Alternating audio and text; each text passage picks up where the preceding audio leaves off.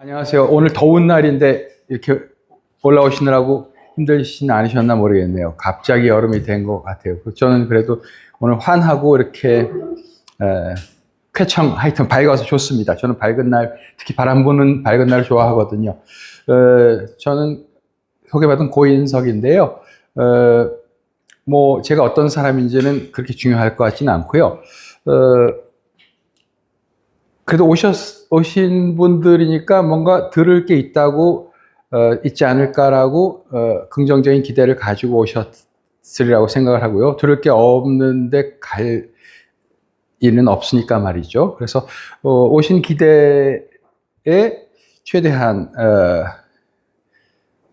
그것은 들으시는 분이, 저도 최선을 다하겠습니다만, 들으시는 분이 이 시간을 값진 것으로, 가치 있는 것으로 만드셨으면 하는 기대가 있습니다. 이런 토크는 저한테는 사실 가끔 하게 되지만 어렵습니다. 왜냐하면 청중을 잘 모르기 때문이죠. 저는 어떤 글이든 어떤 말이든 읽는 사람이, 듣는 사람이 에게 의미가 있는 말, 글이 되어야 한다고 생각하는데, 아무리 좋은 글이라도 읽는 사람에게 전달이 안 되면 그러면 소용이 없는, 가치 없는 글이 되잖아요. 그래서 글을 써달라고 부탁하면 이걸 누가 읽을 건지를 이제 제가 생각하면서 글을 쓰려고 하고, 이제 말을 할 때도 누가 들을 건지를 생각하면서 말을 준비하려고 하는데, 대중이 어떤 분들이 될지 잘 모르잖아요. 그래서 그냥 저 혼자 준비하는 거죠. 그래서 하여튼 제가 경험을 가지고 최선을 다해 보겠습니다. 철학과 교수가 이런 일을 하는 것이 이상하지는 않으신가요? 이상하신가요? 이상하지 않으시군요. 다행입니다. 네. 예, 저에 대해, 이따가 혹시 질문이 나오면 저에 대해서 더 말씀드릴 질문과 관련돼서든 아니든 기회가 있을지도 모르겠군요. 그냥 토크를 시작해 보도록 하겠습니다. 인간보다 더 똑똑한 기계도 괜찮을까? 하나의 물음이죠. 물음이 분명하게 이해되실 거로 생각됩니다. 그렇죠? 첫 물음은 성격상 아니? 아니면 아직 모르겠는데, 세 번째는 피하기 쉬운 질문이지만 아마도 원칙적으로 yes 아니면 no를 답할 수 있을 질문일 것 같은데, 어떤 느낌을 가지고 계신가요? 오늘 그 물음을 우리가 인간만큼 똑똑한 기계들을 이미 만나고 있고, 인간보다 더 똑똑한 기계들이 있는지, 있나요? 인간보다 더 똑똑한 게 있는 것 같으세요? 없는? 많이 있는, 예, 우리가 바로 그 물음을 다루겠습니다. 그래서, 선생님들께서 질문을 이제, 이해하시는 상태에서, 제가 첫 번째, 질문을, 제가 공부하면, 제가 우연히 철학과 교수니까요. 철학과 교수니까, 제가 철학하는 학생들에게 이런 얘기를 하거든요. 철학 배우면 무슨 이득이 있지? 적지 않은 사람들이 철학은 뭔가 특별한 특정한 능력과 결부되어 있지 않은 전공이 아닌가라고 생각하는 분들이 꽤 있습니다. 예를 들어서 기계공학 그러면 뭔가 기계에 대해서 기계공학을 배우지 않아도 뭔가 특별한 걸 배우겠지.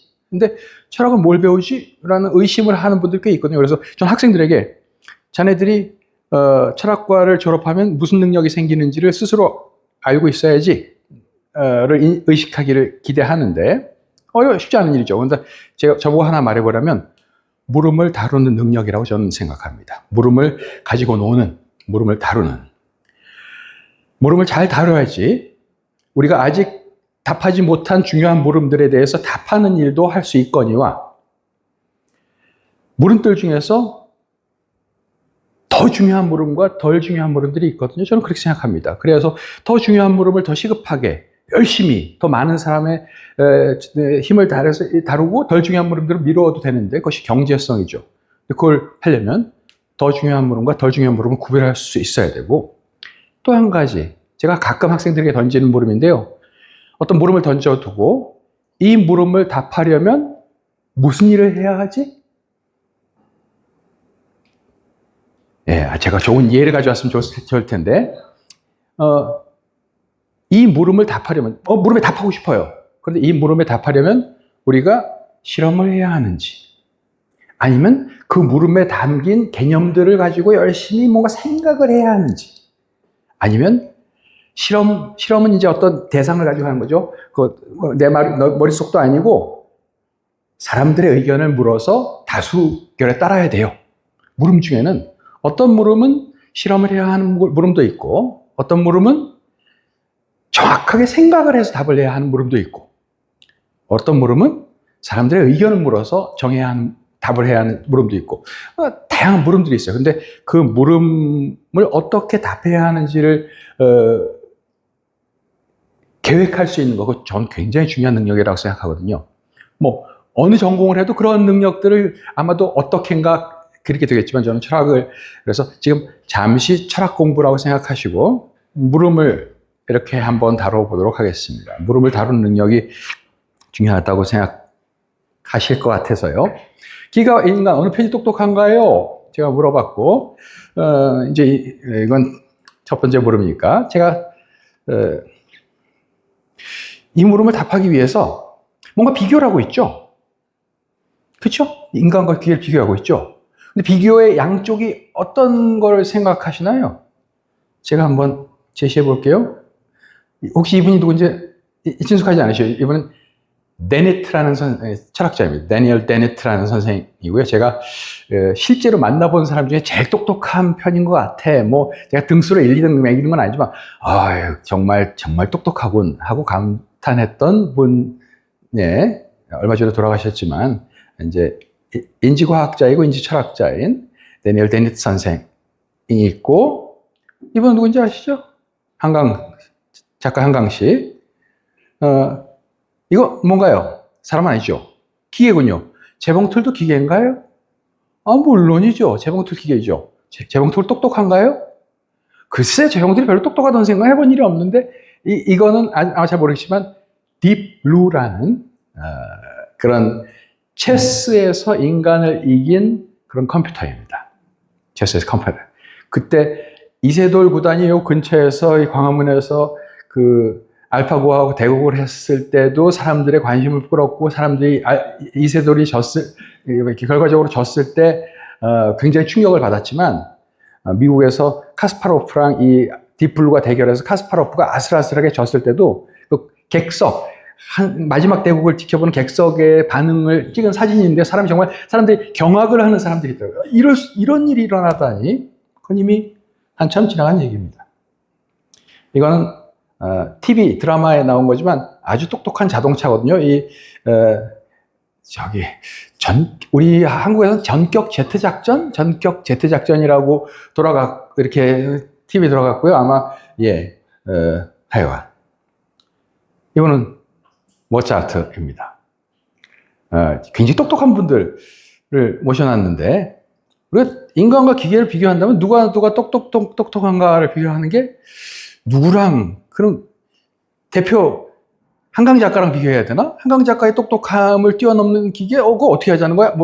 기계, 지금 저는 이 물음을 어떤 비교인데, 비교의 양항을 어떻게 잡을까라는 물음이, 그러고 보니까 아까는 단순해 보였는데 아주 단순하지는 않군요.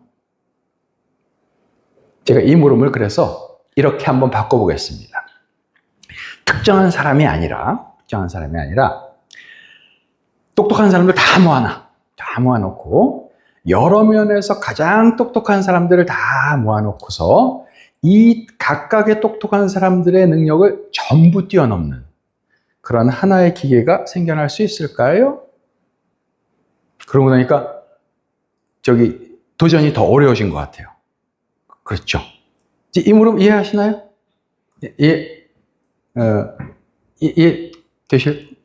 그러니까 아까 모차르트보다 작곡 잘하고, 한강 씨보다 더 훌륭한 글을 쓰고, 데니엘 데니트 교수보다 더 똑똑하게 철학적인 글을 쓰고 토론하고 등등.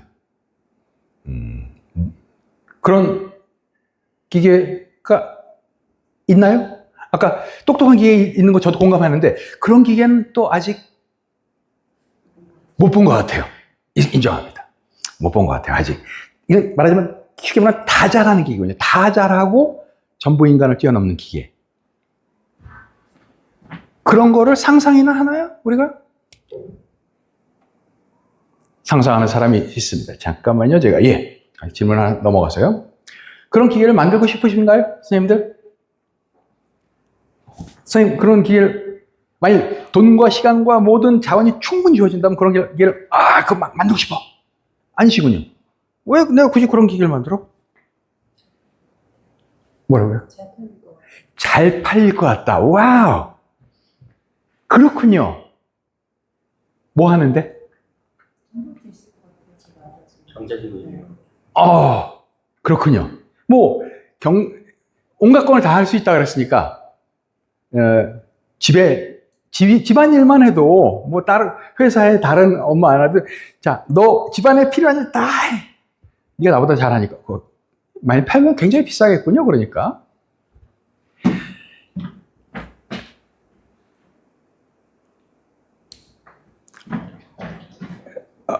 지금 아주 중요한 말씀 하셨는데요. 이런 기계를 만들려는 시도가 오래전부터 있습니다. 그것도 아주 오래전부터. 상상에서는 더 오래됐고요. 아주 오래된 시도입니다. 왜 그런 일을 하는가? 저보고 말해보라면, 그것도 토론하면 좋겠지만, 크게 두 가지인 것 같아요. 하나는 써먹으려고. 써먹으려고. 근데 왜 사람의 모든 능력을 가지기를 원할까요? 굳이, 내가 예를 들어서 장부를 다루는 전문가라면 장부 일만 잘하는 나 대신 나는 쉴 테니까 네가 다 장부 일 해. 아니면 내가 어떤 기계의 특수한 부분을 아주 정밀하게 만드는 그런 시계를 다루는 사람이면 그 일만 잘하면 되잖아요. 근데 온갖 것을 잘하는 기계를 왜 만들려고 할까요? 하는 것인데, 하나는 그럼에도 불구하고 쓸모입니다. 제가 대표적인 예를 들자면요. 자율주행이에요. 자율주행은 운전이니까 아주 특수한 단일한 한 가지 종류의 일 같지만 아마 대부분 운전을 해보신 경험이 있으실 텐데 운전은 굉장히 복합적인 일입니다. 우선 길을 봐야 하고 내가 도로의 사정을 느껴야 하고 근데 머릿속에 어디를 먼저 들려야 하지? 나는 어디는 굉장히 빨리 가야 하는데 거긴 천천히 가도 돼. 이가 있어야 되고 그런데 가다가 어떠한 예를 들어서 제가 논문에 썼던 얘기를 보자면 새벽길을 가시는데 동네에서 멀지 않은 곳에 아이가 7살짜리가 맨발로 나와서 서 있어요. 새벽에. 그러면 관심을 가지시지 않을까요? 그때 나는 내 갈 길 간다고 가시는 것도 가능한 옵션이지만 아마 대부분은 저 녀석 왜 저러고 있지? 혹시 뭔가 내가 봐줘야 되는 사정이 있는 것 아니야? 그러고 아마 관심을 가지실 거고 멈춰서 너 혹시 어떤 사정이 있니? 라고 물어보고 그 친구를 집에 데려다 주던가 아니면 그 친구가 만일 집에서 어떤 곤란한 상황이 있어서 집에서 뛰쳐나온 상황이라면 어떻게인가 그 상황을 해결해 주려고 노력하시겠죠. 그게 운전인가요? 저는 운전을 제대로 사람 대신 하는 어떤 기계를 만든다면 가장 합리적인 방식으로 운전을 하는 사람을 대신할 수 있는 그런 기계를 만들어야 할 텐데 그거 굉장히 어려운 일 같아요. 운전은 굉장히 복합적인 과제입니다. 제가 그 예를 든 것은요.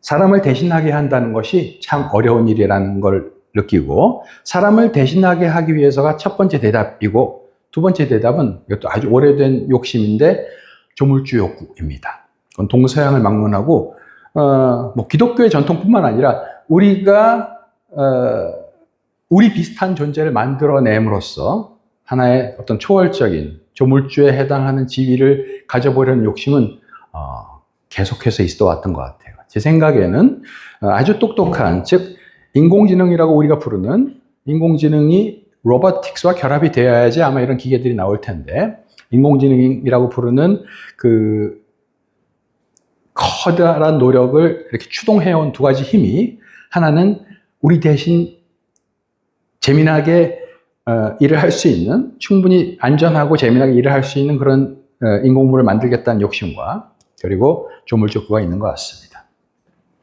그건 제 생각이니까 한번 나중에, 예, 그리고 실제로 슈퍼 인텔리전스라는 이 개념이 근년에 아주 활발하게 논의되고 있습니다. 대표적으로 닉 버스트럼이라는 옥스퍼드의 학자인데요. 북유럽에서 태어났지만 옥스퍼드 학자인데, 우리말로 닉 버스트럼의 슈퍼 인텔리전스 혹시 읽어보신 분이 있을지도 모르겠네요. 제가 이 분의 견해를 약간 차용해서 이 슈퍼 인텔리전스에 대해서, 슈퍼 인텔리전스가 그 말 그대로 인간의 지능을 뛰어넘는 그런, 이걸 우리말로 초지능이라고 번역을 하더라고요. 한국어판 어느 부분에서 제가 따왔습니다. 왜 우리가 이 초지능에 대해서 얘기를 해야 되는지, 저자가 미래 어느 날 우리가 인간의 일반 지능을 능가하는 기계 두뇌를 만들게 된다면, 그런 시도가 지금 진행되고 있습니다. 근데 여기서 일반 지능이란 말은요, 보통 지능이란 뜻이 아니고, 영어로 general intelligence를 이제 옮긴 말인데, 여러 가지를 할 줄 아는, 여러 가지를 할 줄 아는, 제가 잠깐만요.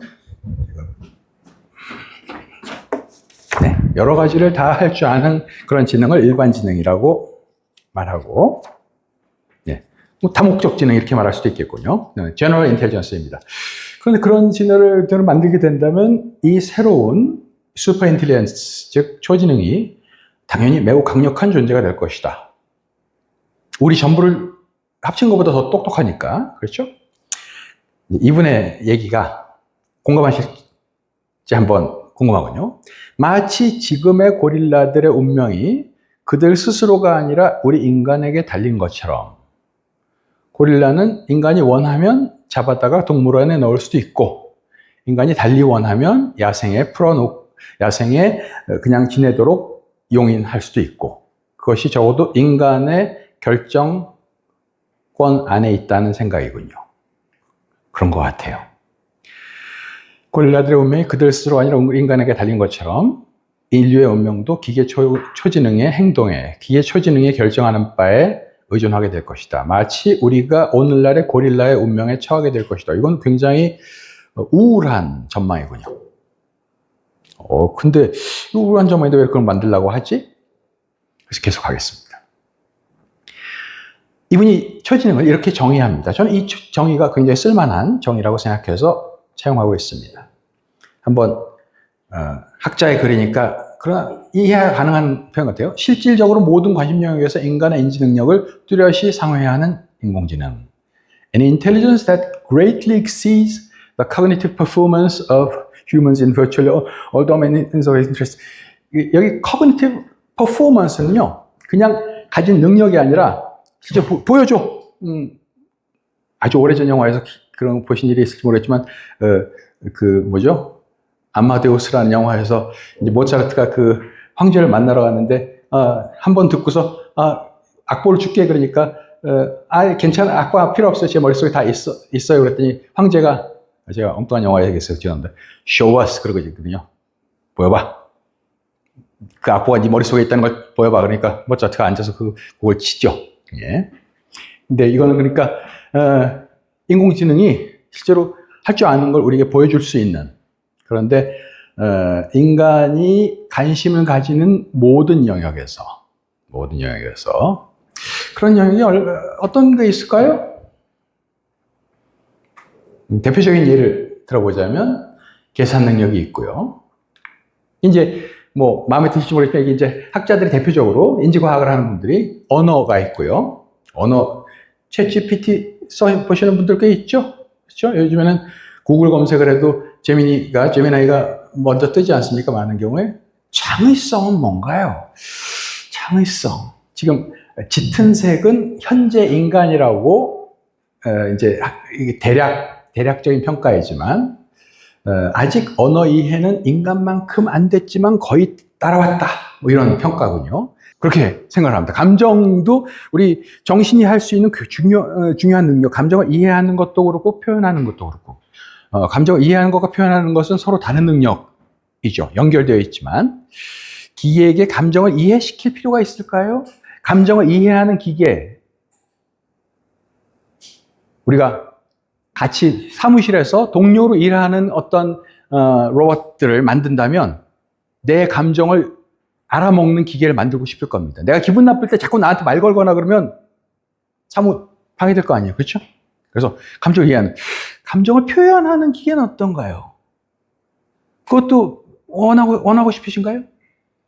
글쎄요. 다른 문제죠. 그렇죠? 그래서 감정을 이해하는 능력과 감정을 표현하는 능력은 아주 밀접하게 연결되어 있지만 다른 능력 같은데, 이제 감정 이해부터 또 신체를 조작하는 능력. 이건 인간은 한참 못 따라왔군요. 빠르게 늘고 있습니다. 아주 빠르게 늘어나고 있죠. 아마 그 관심을 가지신 분들은 보신 적이 있겠지만 그게 한 2년, 3년 된 것 같은데 백플립을 하는 로봇이라고 해서 뒷공중제비를 도는 로봇이 기사 3년 넘었습니다. 3년은 된 것 같아요. 뒷공중제비 돌 수 있습니까? 전 못 돕니다. 그죠? 근데 뒷공중제비를 제가 시범을 볼 수 있으면 좋겠네요. 요즘에는 그게 3년 전이었으니까 요즘엔 거의 댄스를 합니다. 제가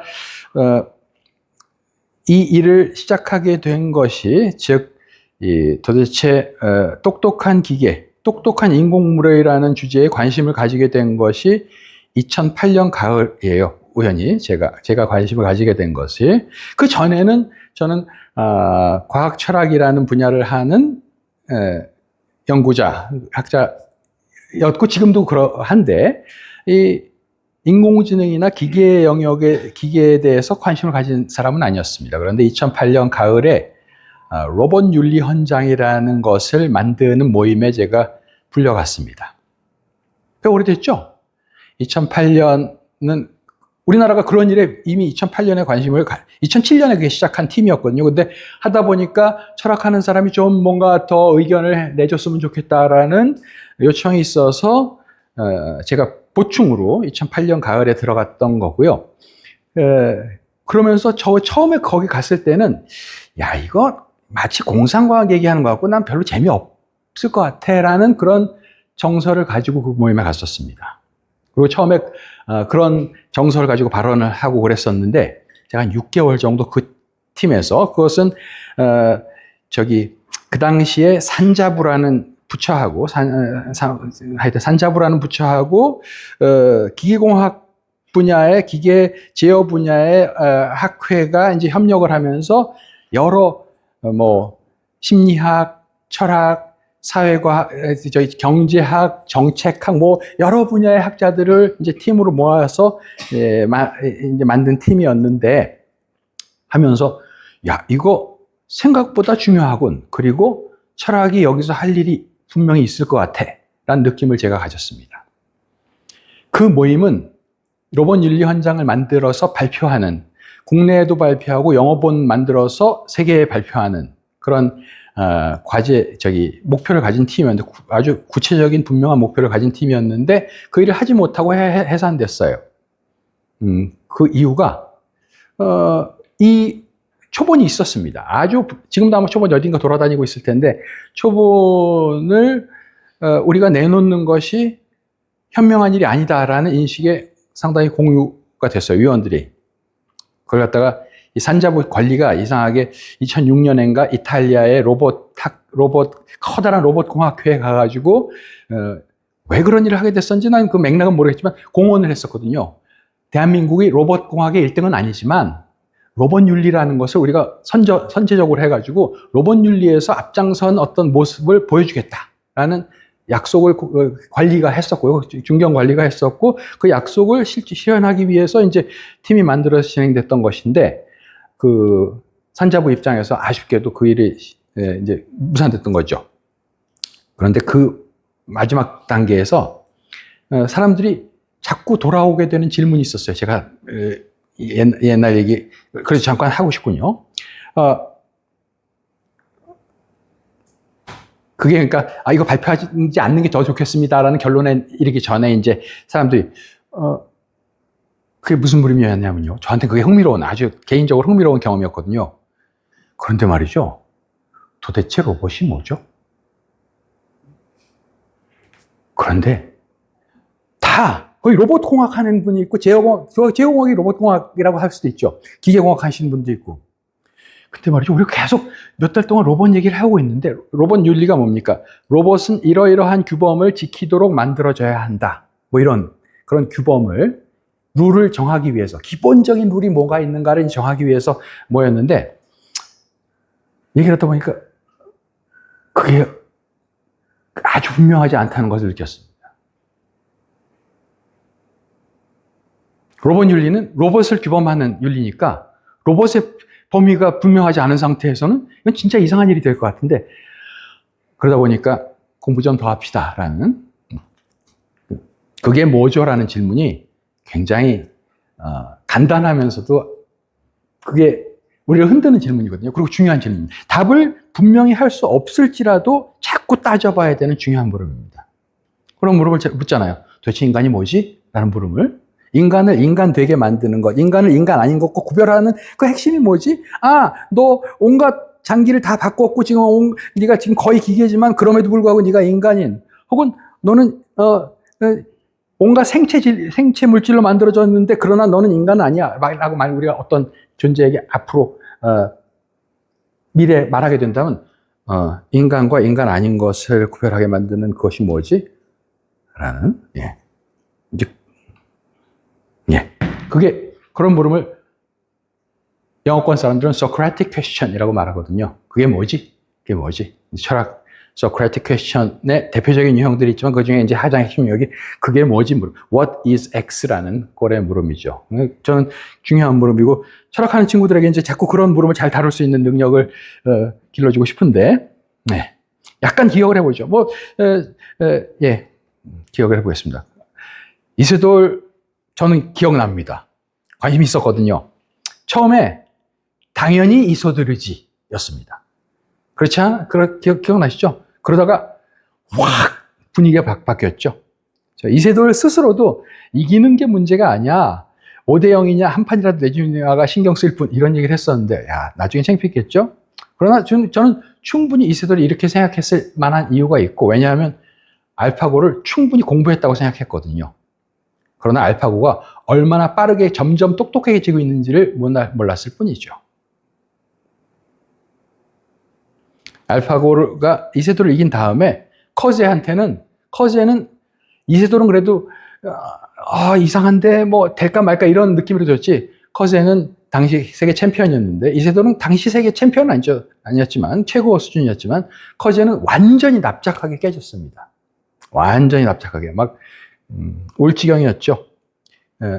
그러나 우리가 이세돌이 커제보다 낫다, 한 수 위다 이렇게 생각하시면 안 됩니다. 그건 중요한 물음이 아니지만 이세돌하고 한 알파고보다 커제하고나 알파고가 훨씬 더 똑똑했거든요. 그러나 어쨌든 흥미로운 것은요, 알파고 제로라는 게 그 다음에 생겨났죠. 아마 들어보신 분들 계시겠지만 알파고 제로는 인간의 기보를 활용하지 않고 똑똑해지는 바둑 인공지능입니다. 단 3일 만에, 여기 일로 레이팅이라는 게 나오는데, 나중에 찾아보시면, 일로 레이팅은 이제 여러 가지 경기에서 그 경기자의 수준을 말해주는 그런 수치인데요. 마이너스 2000에서 시작을 하는데요. 여러분, 바둑을 전혀 모르는 상태에서 그냥, 둘러싸우면 죽는 거야 라고 않더라도 아마 최소한 한 마이너스 500, 이 0에서 약간 아래이지, 이건 완전히 꽝이라는 뜻이거든요. 완전 무식한 상태에서 출발해서 3일 만에 이세돌 알파고를 넘고, 그리고 20여일을 지나니까 커제와 상대했던 알파고 마스터를 넘고요. 그 이후에는 더 이상 요즘에 알파고는 사람하고 두지 않죠. 요즘에는 사람들이 알파고뿐만 아니라 여러 가지 인공지능 바둑 인공지능에게서 배우고 있는 상황입니다. 자, 바둑은 인공지능이 인간보다 잘 둡니까? 당연하죠. 확실합니까? 저는 아주 확실하지 않다고 생각을 합니다. 저는 이세돌을 두둔하거나 아니면 인간을 여기서 아직 인간이야 뭐라고 말하고 싶은 생각은 아닌데요. 근데 바둑을 두는 능력이 진짜 우월한지를 알아보려면 바둑 둔다는 게 어떤 건지 한번 짚어볼 필요가 있습니다. 한 가지만 여기 하겠습니다. 그게 우리가 이어지는 일이니까요. 바둑을 두는 일에서 실제로 알파고가 못한 게 있습니다. 무슨 얘기냐 하면요.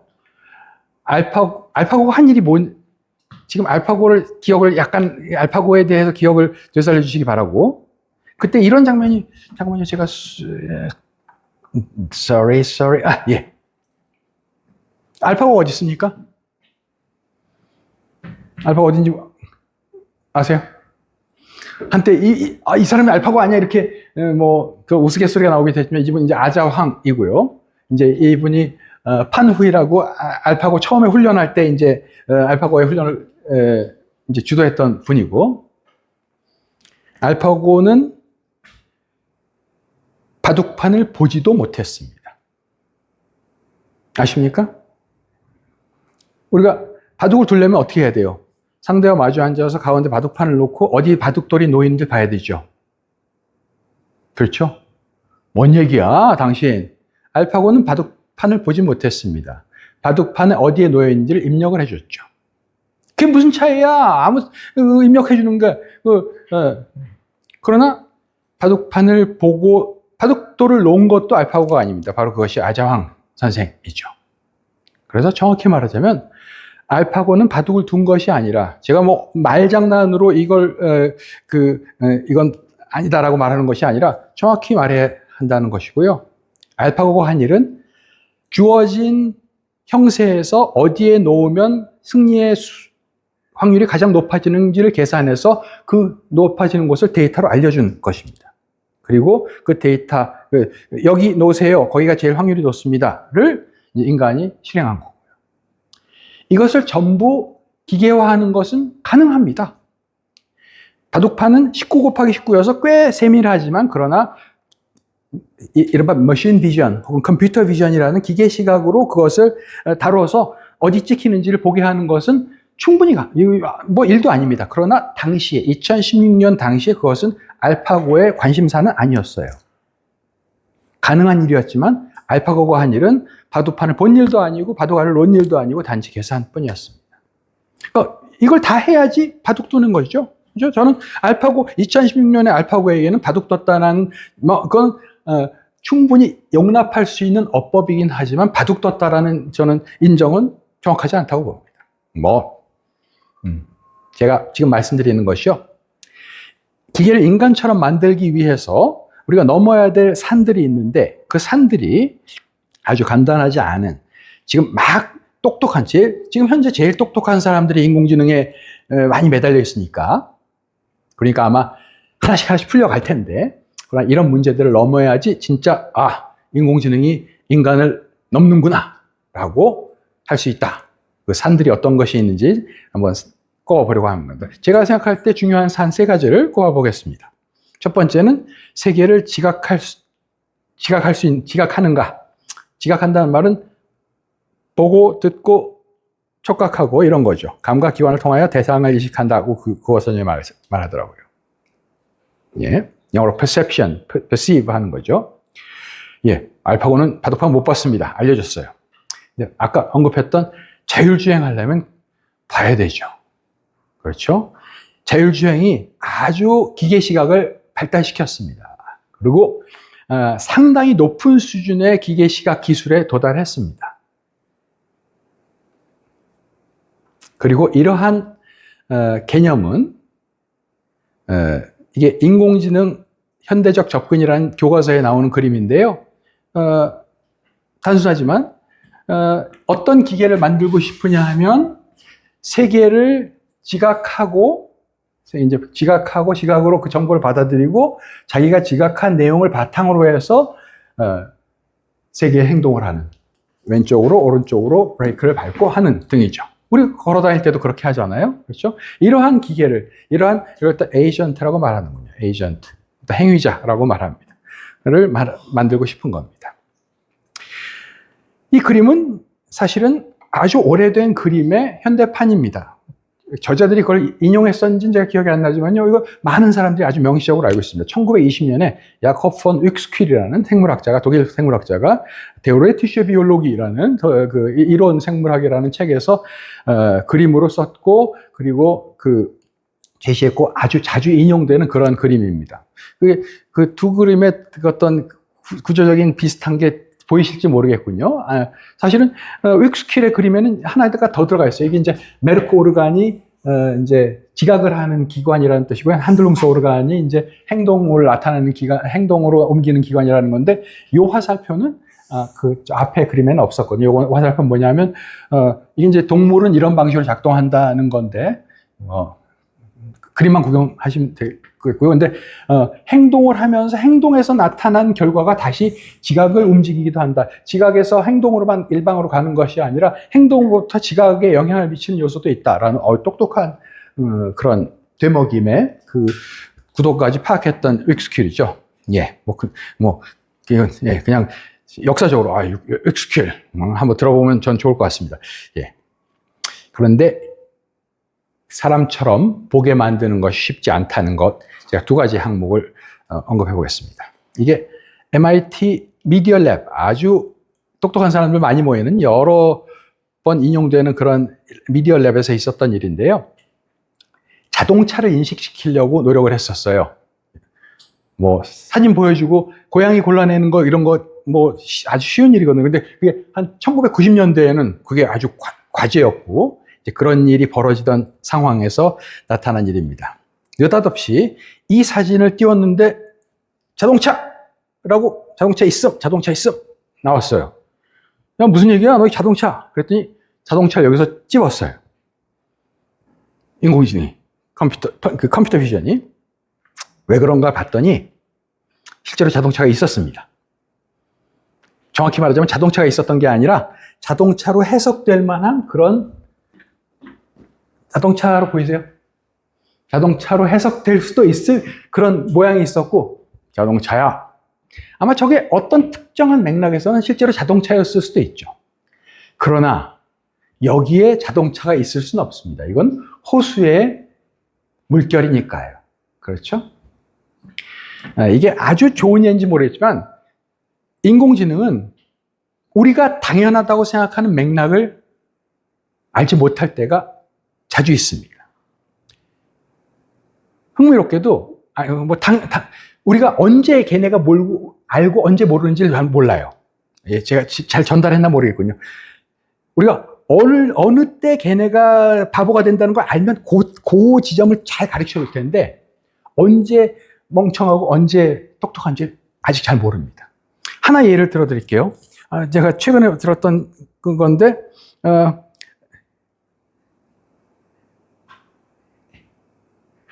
A는 B의 딸이다. A는 B의 딸이다.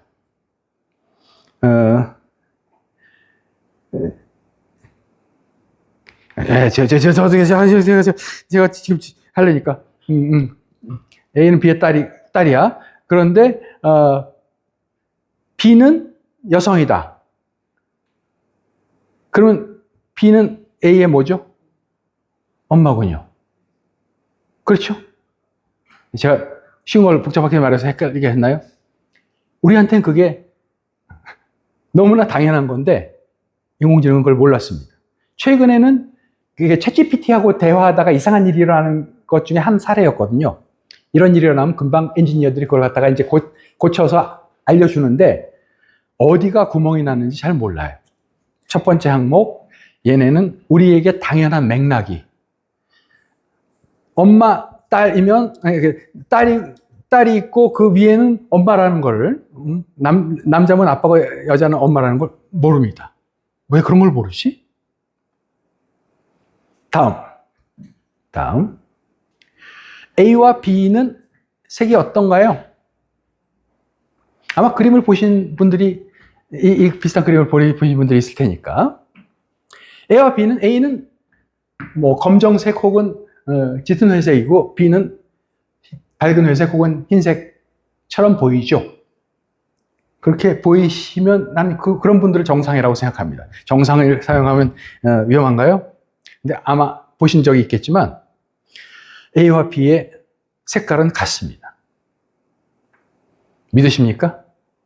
가려버리니까 제가 사기치는 게 아니고요. 네, 실제로 네, 가리면 색이 같습니다. 그런데 왜 우리는 A가 B보다 짙은 어두운 색이라고 지각하죠? 선생님들 다 A가 B보다 짙은 색이라고, 어두운 색이라고 지각하지 않습니까? 인지적 보상 기능이 우리 인간의 무식이거든요. 와, 아주 엄청 제가 생각하지 못한 그런 고급 개념을 써가지고 하셨군요. 우리는 그러니까 그림자를 고려하는 거예요. 그림자를, 얘가 어두운 게 지금 펼쳐져서 그렇지, 얘가 치워지면, 그렇죠? 그것을 이제 전문가 용어식으로 이제 인지적 보상이 작동하고 있어서 미리 뺄 걸 빼고 더할 걸 더해주고 있다는 거군요. My question. 이런 상황에서 우리는 이런 상황이라면 기계가 어떤 방식으로 그것을 지각하도록 해야 좋을까요? A와 B를 같게 지각하도록 하는 것이 예컨대 인간처럼 잘 안전하게 현명하게 운전하는 자동차의 지각을 확보하겠다고 한다면 A와 B를 같게 지각하는 것이 현명한 일일까요? 다르게 지각하는 것이 현명한 일일까요? 아마 기계 시각에는 당연히 A와 B가 일단 같은 색조로 들어올 것입니다. 같은 명도와 채도로 들어올 것입니다. 같은 색깔을 썼으니까요. 그런데 그것을 같게 지각하는 것이 혹은 다르게 지각하는 것이 어느 것이 현명한 일일까요? 이런 건 아직 고민입니다. 말씀하세요. 예. 네. 인지적 보상 저희가 하는 건 결국은 교육에 의한 네. 우리의 약속을 저희가 무시적으로 영향 받아가지고 그렇게 판단하는 거지. 만약에 가난한 A가 이렇게 말이 표현할 능력이만 우수하게 발달한 신동물에 가까운 갓난아이가 저거에 대해서 질문을 한다면 기계와 똑같이 대답을 했을 것을 저는 추측을 하고 그렇게 보시는군요. 제가 지금 말씀하신 게 실험에 근거한 건지 아닌지 잘 모르겠지만 그거지만 이제 이런 것은 실험을 해봐야 아는 문제입니다. 심리학자들은 그래서 얼만큼 사람이 이러한 보상이라는 용어를 써서 말하자면 보상이 말하자면 와이어 돼 있는지 이미 태어날 때부터 와이어 돼 있는지 아니면 그것은 우리가 그걸 그러니까 말하자면 배선이 그런 방식으로 돼 있다는 거군요. 인간이라 태어날 때부터 어떻게인가 진화가 그런 식으로 모든 인간의 DNA에 공통분모를 심어 넣어서 그런 건지 아니면 소위 문화의 영향, 컬처의 교육의 영향에 의한 건지 그건 아까 우리가 물음을 다룬 것 중에 이거는 말로 따져서 되는 게 아니라 0세, 1세 이런 애들 가지고 실험을 해요. 심리학자들이 그런 실험을 하고 여러 가지로 맨날 실험해가지고 논문 써가는 게 그런 거죠. 재미난 실험이죠. 저는 지금 그거에 대해서 답을 드릴 능력은 없고 이런 고민이 있다는 사실을. 뭐지요? 인간처럼 지각하게 만드는 것이 어렵다라는 고민, 이건 고민의 장면이고요. 아까 그거는 맥락을 어떻게 심어야 할 것인가는 아직 많은 사람이 도전하고 있지만 아직 충분히 풀리지 않은 문제입니다. 계속해서 맥락을 이제 넣어주고 있으니까 인간만큼 맥락을 알고 있는 기계들이 점점 생겨날 겁니다. 분명합니다. 한 가지 더 있군요. 예. 인간의 지각이라는 거 참 심리학 혹은 인지과학에 관심을 가지면요. 이거 그래도 하고 싶군요. 예. 뭐 하고 싶군요. 제가 접시를 가져왔으면 좋을 텐데 이게 접시 모양입니다. 그렇죠? 우리는 접시를 이 모양으로 보는 일이 없거나 아주 드뭅니다. 우리는 대부분 이런 모양으로 접시를 보죠. 그런데도 저런 모양으로 접시를 보면서 우리는 접시가 원형이라고 지각합니다. 원을 봅니다. 왜 그렇죠? 우리는 왜 이런 컵을 보면서도 이게 분명히 원이야 라고 생각하나요? 이것에 대한 인지과학자들의 대답은 거기에 이미 행위가 전제되어 있어 내가 자리를 옮겨서 보면 지금 나는 길다란 찌그러진 타원을 보고 있지만 내가 가서 이렇게 들여다보면 원이 될 거야 라는 그걸 영어로 inactivism이라고 하고요. 이걸 번역하는데 학자들이 참 아직 통일을 못해서 그냥 inactivism으로 하겠습니다. inactivism이 그냥 act가, 행위가 이미 잠재적인 행위가 지각에 반영되어 있다라는 얘기입니다. 이런 요소는 그럼 기계에 어떻게 우리가 심어줘야 될까요? 이런 것들이 고민입니다. 첫 번째 문제, 인간처럼 지각하는 것을 만드는 것이 필요합니다. 인간같이 생각하는 능력을 만들려면 지각이 가장 초보적인 보고 듣고 무엇으로 듣고 이 소리 참 시끄럽네. 아까 피아노 소리에서 이게 누구의 어떤 곡이지 참 아름답다. 이런 걸 느끼는 것이 다 지각인데 지각이 첫 번째 그리고 큰 과제입니다. 두 번째, 개념을 가르쳐주고 싶어요. 개념을 알지 못하면 대표적으로 제가 아시모프의 3법칙이라는 것을 들어보신 일이 있을 것 같기도 한데요. 저는 이분이 1950년대에 말한 건데 참 똑똑한 것 같아요. 이 아시모프라는 분이. 하여간 로봇은 인간에게 해를 입혀서도 안 되고 인간이 해를 입도록 방치해서도 안 된다. 이런저런 이제 SF 영화에도 인용되는 그런 글인데 로봇한테 이거 가르쳐주고 싶습니다. 이렇게 만들고 싶어요. 근데 로봇이 이것을 이 얘기를 알았어요. 인간은 해치지 않을게요. 라고 하도록 만들려면 가장 기본적으로 뭐가 있어야 되겠죠? 우리가 아까 토론하던 그 주제군요. 인간의 범위를, 인간의 개념을 알려줘야 할 것입니다. 이것을 철석같이 지키기로 약속한 로봇이라고 해도 인간의 개념을 정확히 알지 못한다면 그것을 실현하지 못할 테니까요. 그런데 어떻게 인간의 개념을 알려줄 수 있을까? 대표적으로 두 가지를 말합니다. 탑다운이냐, 바텀업이냐. 탑다운이라는 것은 인간은 이런 거야. 어떻게 알려줘야 될까요? 탑다운이라면 인간은 이성적인 동물이야. 이성적인 동물 만나면 해치지 마. 인간 해치지 말라는 것보다 더 어렵지 않나요? 그렇죠? 아니면 인간은 언어를 사용하는 동물? 인간은 머리를 위로 향한 채 두 다리로 걷는 동물? 어떻게 하면 인간의 의미를 알려줄 수 있을까요? 요즘 AI가 주로 쓰고 있는 것은 바텀업 방식입니다. 그래서 이 탑다운이 그런 방식으로 해결할 수 있으면 가장 깔끔한데 이제 이성적인 동물 하려면 이성적인 것도 알려줘야 되고 동물도 알려줘야 되잖아요. 세 번째가 가장 간단할 것 같은데 그럼 머리는 뭔데요? 위로 향한 위는 중력으로 가능할까? 다리는 뭔데요? 알려줘야 되죠. 문제가 풀린 게 아닙니다. 그래서 바텀업으로 하려면 인간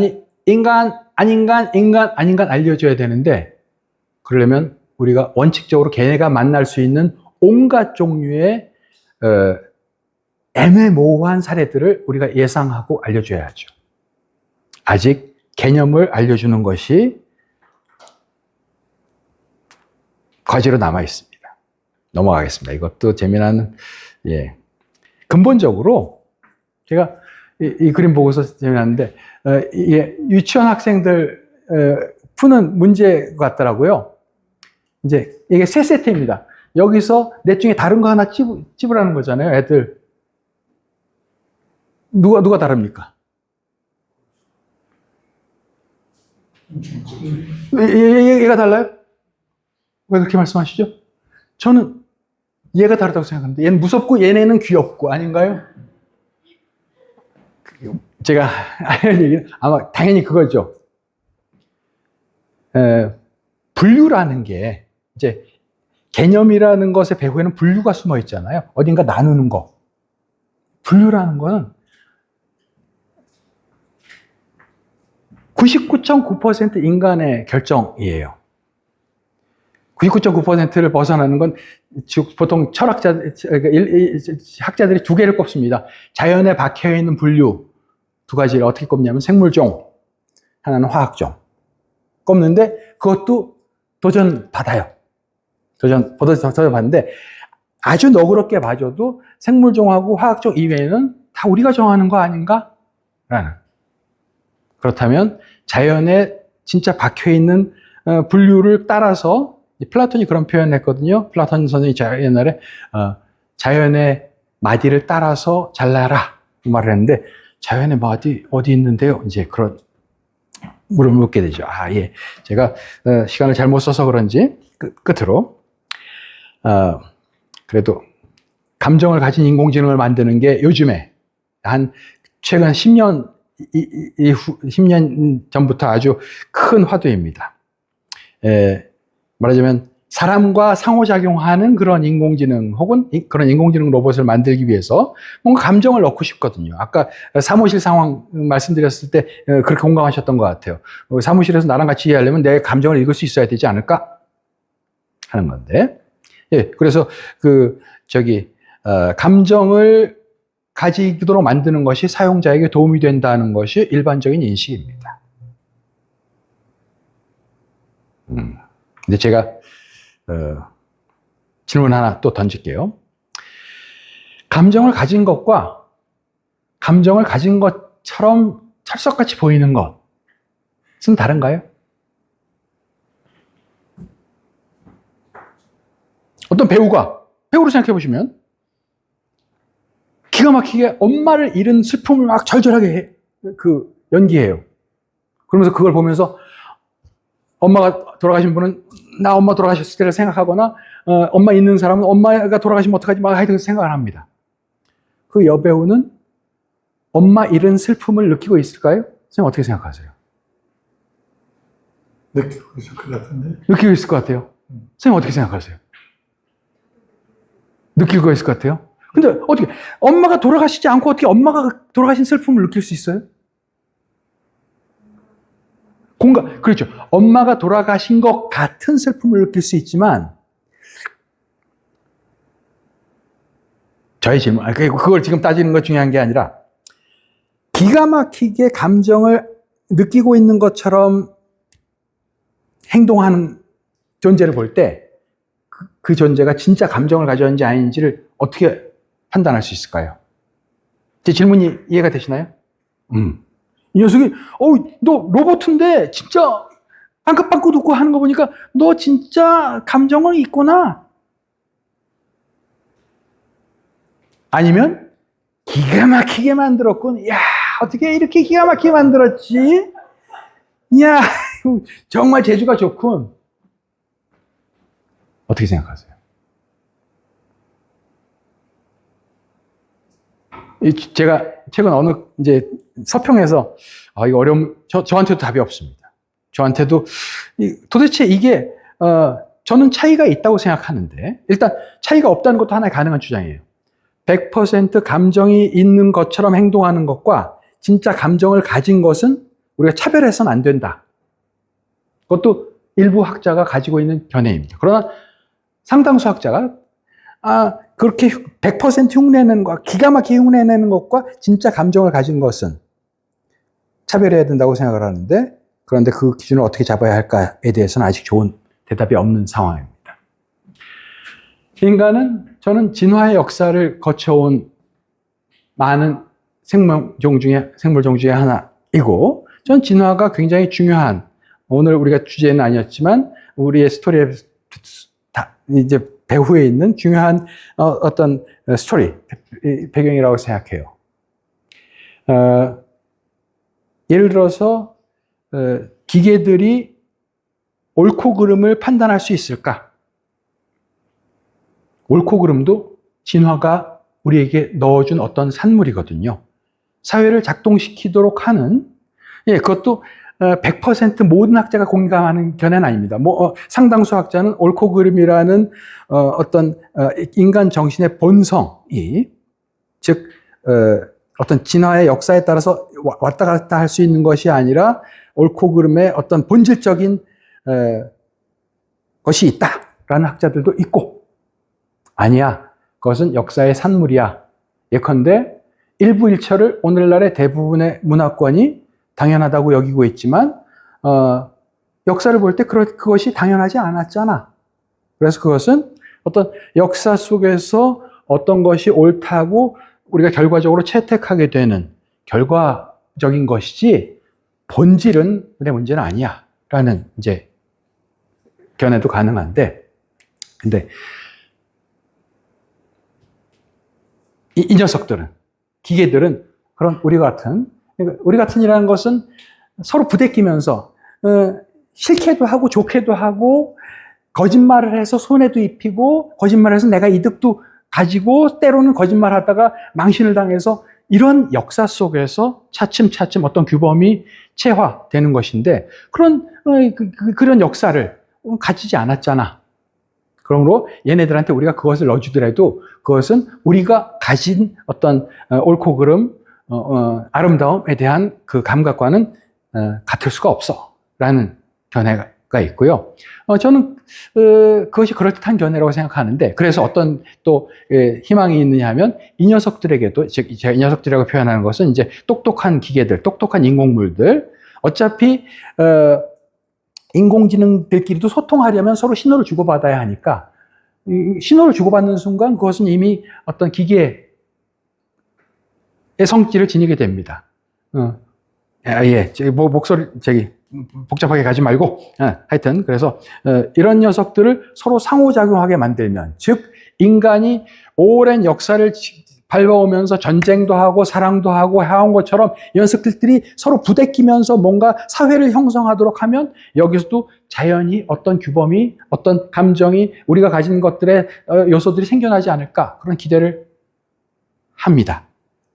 근데 문제는 그렇게 해서 생겨나는 것이 우리가 가진 규범이나 우리가 가진 감정과 전혀 다른 것일 수도 있다는 거죠. 오늘 여러 가지가 이런 가능성도 있지만 이런 위험도 있구나 하는 것이 느껴진다면 넘어가겠습니다. 제가 짧게 정리를 하겠습니다. 아직 인간의 수준에 이르는 인공지능을 만드는 것은 어려운 일입니다. 아직은.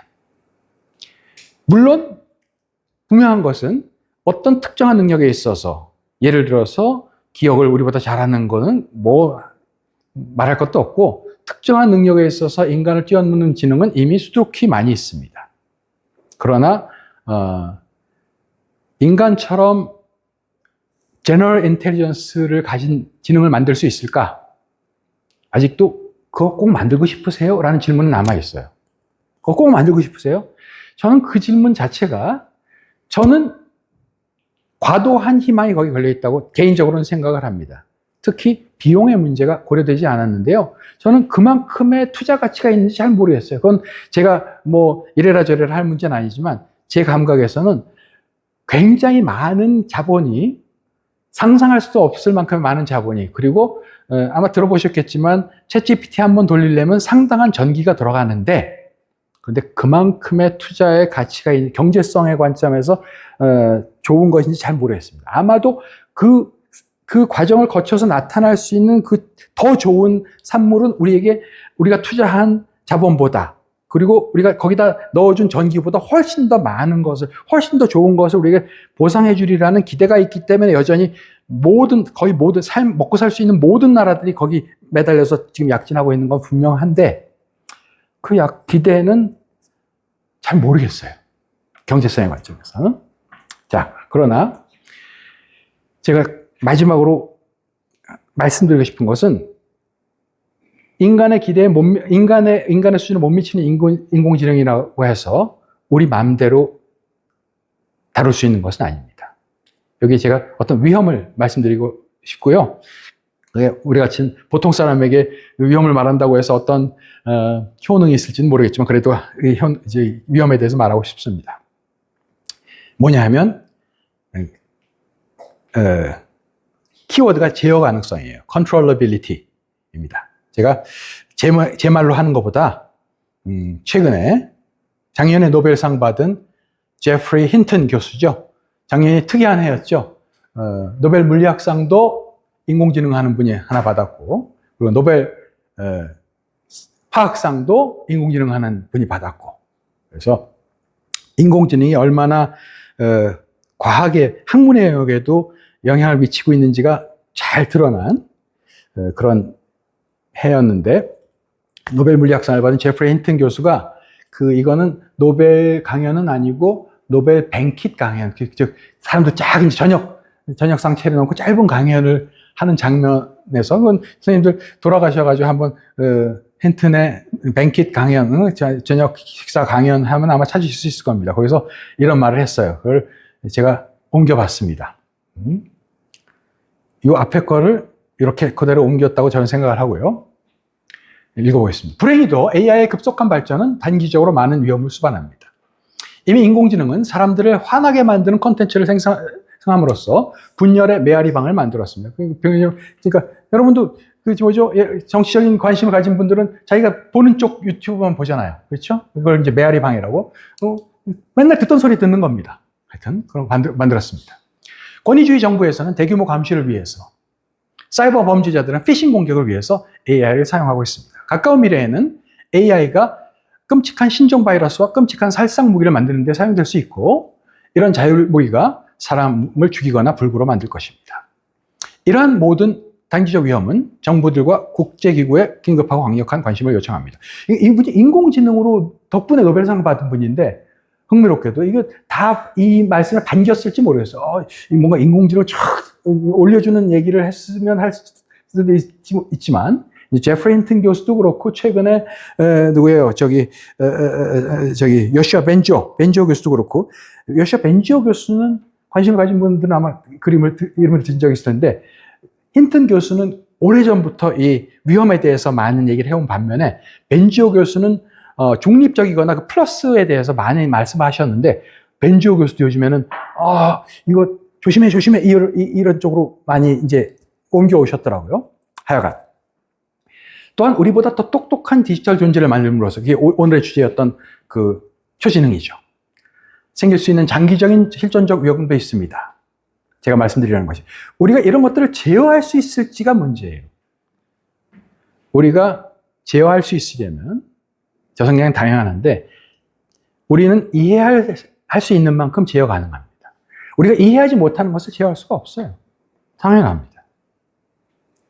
그리고 우리를 넘어서는 존재라는 것은 우리의 이해 가능성을 벗어난다는 것이고, 그런 존재를 우리는 잘 컨트롤할 수가 없습니다.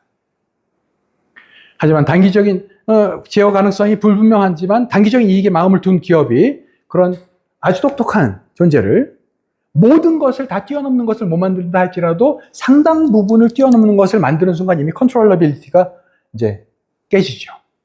안전이 최우선 순위가 되지 않을 것이라는 이제 학문적인 증거가 있습니다. 우리는 이러한 새로운 전자가 다시 한번 제어권을 장악하려는 일을 방지할 방법을 연구해야 합니다. 그런 존재는 더 이상 공상과학이 아니라고 말씀하고요. 저도 그 말씀에 공감합니다. 우리는 이미 아마 느끼실 거예요. 저는 챗GPT 많이 쓰는데요. 챗GPT 하면서 똑똑한데 하고 감탄할 때가 많이 있습니다. 저는 그러나 챗GPT를 잘 활용하고 싶고요. 그러나 이 기술이 우리의 손을 벗어나는 일은 없어야 한다고 생각을 합니다. 여기까지 말씀드리겠습니다. 고맙습니다.